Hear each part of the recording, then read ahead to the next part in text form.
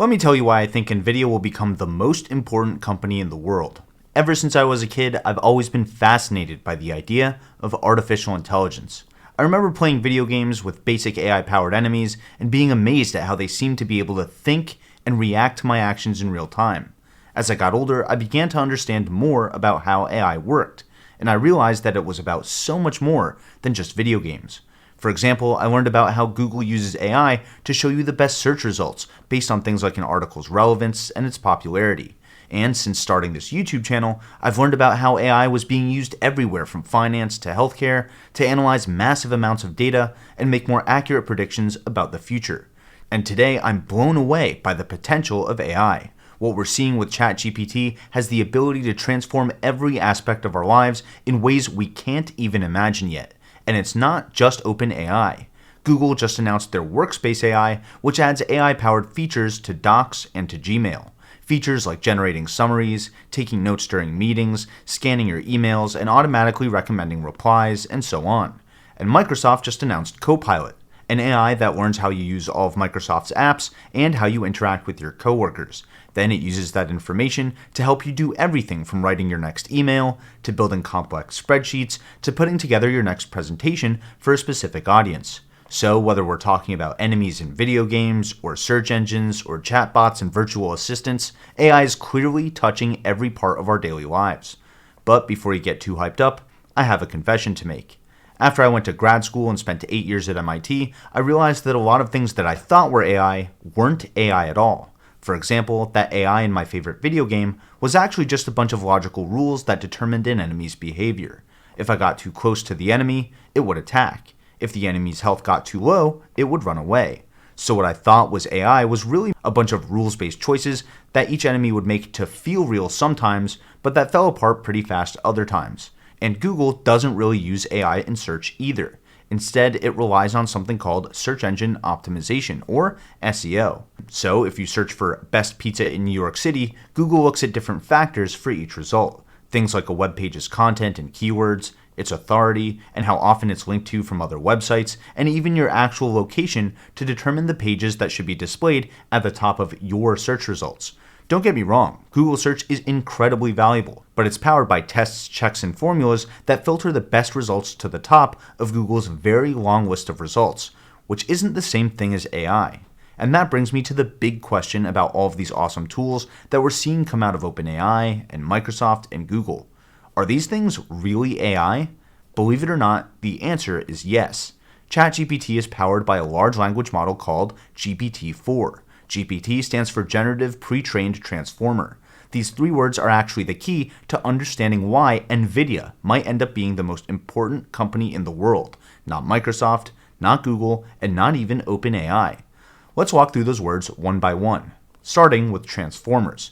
As you know, transformers are robots in disguise, and they typically come in 2 flavors, Autobot and Decepticon. Wait, not that kind of transformer. A transformer is a kind of neural network, which is a type of machine learning model that's inspired by the structure and function of the human brain. Neural networks are designed to recognize patterns in data and make predictions and decisions based on those patterns. You've definitely interacted with neural networks before, even if you're not a huge nerd like I am. Here, let me give you a few examples. You know how apps on your smartphone can detect faces and objects in pictures and in videos? Object recognition is done by a convolutional neural network, or CNN. I spent a lot of time on object recognition during my time at MIT. You know how your smartphone's keyboard can autocomplete your sentences and even gets better at it as you keep using it? Processing and predicting sequential data like words in a sentence is done by recurrent neural networks, or RNNs. You know how social media filters can modify and enhance photos and videos in real time? Generating brand new images and videos that mimic real-world data is done by generative adversarial networks, or GANs, GANs. That's the kind of neural network behind OpenAI's DALL-E image generator, Snapchat and TikTok filters, and so on. One of the newest types of neural networks is called the transformer. The transformer was actually introduced back in 2017 by researchers at Google to address some of the biggest limitations that the other neural networks I just mentioned have, specifically when it comes to natural language processing. The special thing a transformer does is decide the relative importance of each word in a sentence, and then use the most important words to guide its output. that makes it really good at tasks like language translation, text summarization, and language generation. Okay, so transformer is the T in GPT. Pre-trained is the P, and it just means that the model has been trained on a large amount of text data before being fine-tuned for a specific task, like answering technical support questions or coming up with business ideas and so on.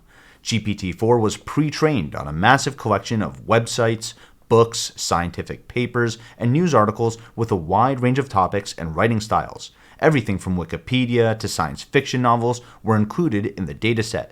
The use of pre-training in GPT allows the model to develop a general understanding of language that can then be applied to a wide range of tasks, which makes it much more efficient and cost-effective to develop more fine-tuned models for things like writing copy for websites, making lectures for education, dialogue for movies and video games, and so on. So pre-training is the P in GPT. Now let's put it all together. The G is for generative, because the model generates new text. It's hard to distinguish the text that GPT-4 generates from text generated by humans because the transformers in GPT-4 were pre-trained on text written by humans. Now, I know what you're thinking. That's great and all, but if transformers were created by Google, and then GPT-4 was built by OpenAI, and then Microsoft is putting it in all of its apps, where does Nvidia come in? The answer is that all of these models are trained on Nvidia's GPUs.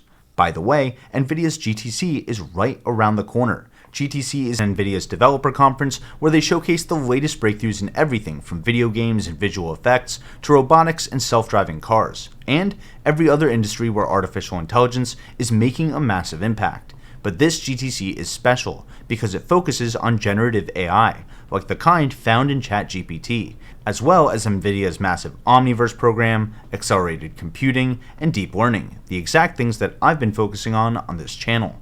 GTC is happening online from March 20th to the 23rd, and Jensen's keynote presentation is on March 21st. And there will be exclusive sessions with the co-founder and chief scientist of OpenAI, the founder and CEO of Google's DeepMind, and tons of other awesome speakers. And best of all, anyone who registers for at least one session using my link can win an Nvidia RTX 4080 Founders Edition graphics card. This thing is heavy. All you have to do is attend at least one GTC session, take a screenshot, and send it to me after the conference by going to tickersymbolu.com/GTC. I'll announce the winner for the giveaway a few days after GTC to give everyone who attended some time to enter. Nvidia's RTX 4080 is an absolute monster of a graphics card when it comes to high-end gaming, content creation, and professional visualization.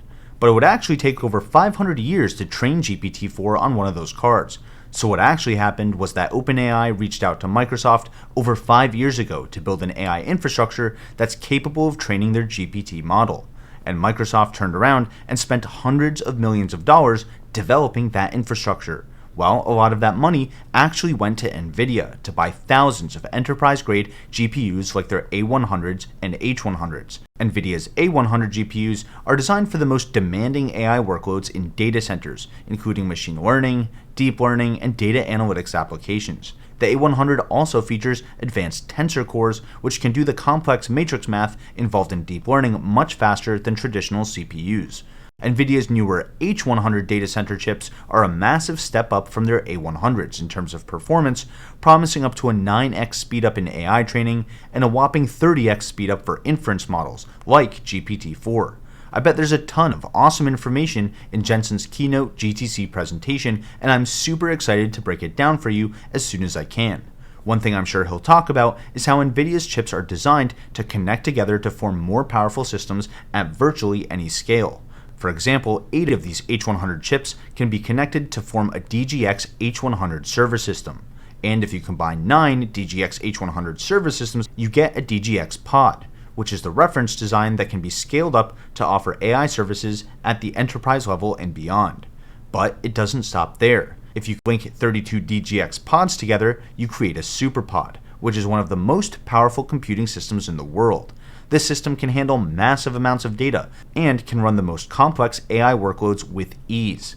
And Nvidia is linking 18 of these superpods together to build a supercomputer called EOS, which will be about 2.5 times more powerful than Fugaku in Japan, which is currently the world's most powerful supercomputer. And this isn't just a flex. every cloud computing platform from Microsoft Azure to Amazon Web Services is going to need these enterprise-grade GPUs, and many of them in the next few years. When ChatGPT came out a few months ago, it was using GPT-3. The GPT-3 model has over 175 billion parameters in it. At a high level, a parameter in a machine learning model is a little bit like a variable in an equation. So 175 billion parameters is a very complex model. In fact, GPT-3 was the biggest machine learning model by far when it came out. Well, GPT-4 has about 10 trillion parameters, which means the model is almost 60 times bigger than GPT-3. That's a massive model to pre-train, that P in GPT, and that doesn't even get into all the ways that other people will want to train the final model, to do things like write copy for ads and websites, dialogue for films and video games, bedtime stories and epic novels, and so on. Here's the thing, that's just text. Generative AI can also make images and graphics. Think about designing logos with no graphic design experience, generating realistic product images before ever building the product, fashion design. Heck, you can even have AI generate the models wearing the clothes, not just the clothes themselves. The people modeling the clothing in these pictures don't exist, they were generated by AI. NVIDIA Canvas is an AI-driven program that helps people turn simple shapes and lines into photorealistic landscapes in near real time. The program has different brushes for materials like mountains and rocks, rivers and oceans, fields and flowers, and all sorts of skies and clouds. It also lets you change the lighting and the time of day. Think about how useful this is for concept artists who are storyboarding scenes in movies and in video games, or just touching up your own favorite photos without needing to learn a new tool. Or how about generating 3D models and assets for video games or architecture or product design? All of a sudden, something that took serious industry experience can be done from a set of prompts.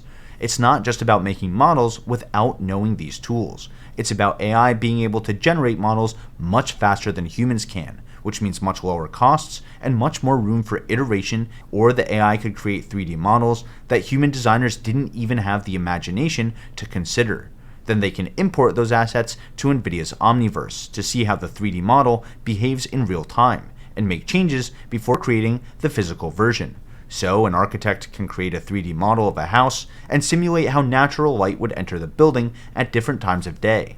Omniverse can be used to simulate real-world scenarios. For example, a car manufacturer can simulate how long it would take to make a car given different factory configurations, and then choose the best one. It's only a matter of time before every asset we just talked about, from the chairs in a house to the house itself, to large factories filled with conveyor belts and robots, to entire virtual worlds, are generated by AI instead of being made by human hands.